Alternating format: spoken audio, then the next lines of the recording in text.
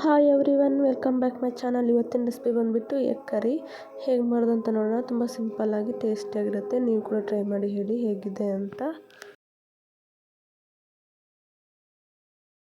ಇಲ್ಲಿಗೆ ಜಾರ್ ತೊಗೊಂಡಿದ್ದೀನಿ. ಅದರಲ್ಲಿ 1 ಕಪ್ ಆಗೋಷ್ಟು ಕೊಬ್ಬರಿ ಹಾಕ್ಕೋಬೇಕು.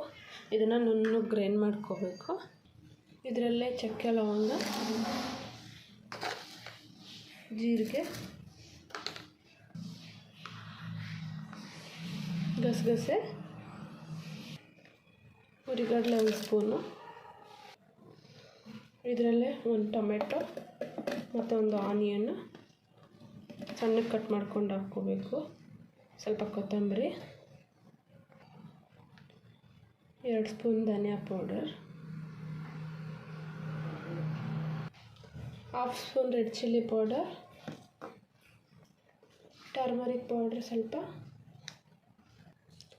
ಸ್ವಲ್ಪ ನೀರು ಹಾಕ್ಕೊಂಡು ನುಣ್ಣಗೆ ಗ್ರೈಂಡ್ ಮಾಡ್ಕೋಬೇಕು. ಇದರಲ್ಲೇ ಜಿಂಜರ್ ಗಾರ್ಲಿಕ್ ಹಾಕ್ಕೋಬೇಕು. ಹೀಗೆ ನುಣ್ಣಗೆ ಗ್ರೈಂಡ್ ಮಾಡ್ಕೊಂಡು ಸೈಡ್ಗೆ ಇಟ್ಕೊಳ್ಳೋಣ. ಇದನ್ನು ಇಲ್ಲಿ ನಾನು ಕಡಾಯಿ ಇಟ್ಕೊಂಡಿದ್ದೀನಿ ಬಿಸಿ ಆಗೋಕ್ಕೆ. ಸ್ವಲ್ಪ ಎಣ್ಣೆ ಹಾಕ್ಕೋಬೇಕು.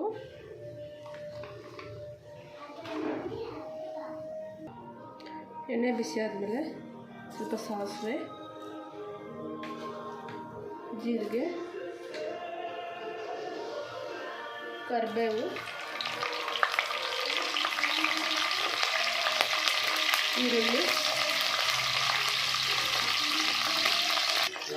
ಕೊಂಡು ಫ್ರೈ ಮಾಡ್ಕೋಬೇಕು ಚೆನ್ನಾಗಿ.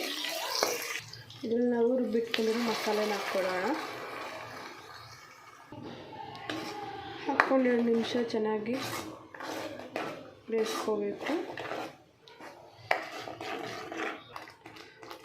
ನೀರು ಹಾಕ್ಕೊತಾ ಇದ್ದೀನಿ ಇವಾಗ.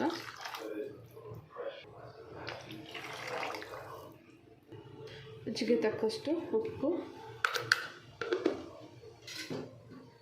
ಹಾಕ್ಕೊಂಡು ಮಿಕ್ಸ್ ಮಾಡಿಕೊಂಡು ಚೆನ್ನಾಗಿ ಕುದಿಯೋಕೆ ಬಿಡಬೇಕು. ಇದರಲ್ಲೇ ಸ್ವಲ್ಪ ಚಿಕನ್ ಮಸಾಲ ಹಾಕ್ಕೊಳ್ಳೋಣ. ಚಿಕನ್ ಮಸಾಲ ಹಾಕ್ಕೊಳ್ಳೋದ್ರಿಂದ ಫ್ಲೇವರ್ ಚೆನ್ನಾಗಿರುತ್ತೆ. ಇದು ಚೆನ್ನಾಗಿ ಕುದೀತಾ ಇದೆ. ಈಗ ಎಗ್ ಹಾಕ್ಕೊಳ್ಳೋಣ. ಇದರಲ್ಲಿ ಲೋ ಫ್ಲೇಮಲ್ಲಿ ಇಟ್ಕೊಂಡು ಬೇಯಿಸ್ಕೋಬೇಕು. ಎಗ್ ಹಾಕ್ಕೊಂಡು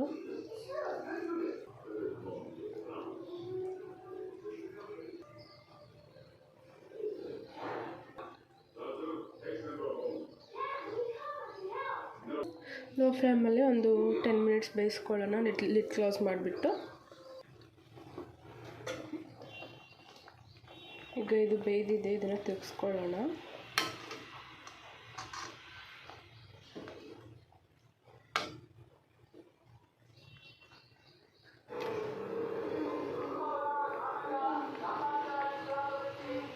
ತಿರ್ಸ್ಕೊಂಡು ಒಂದು 5 ನಿಮಿಷ ಬೇಯಿಸ್ಕೊಳ್ಳೋಣ.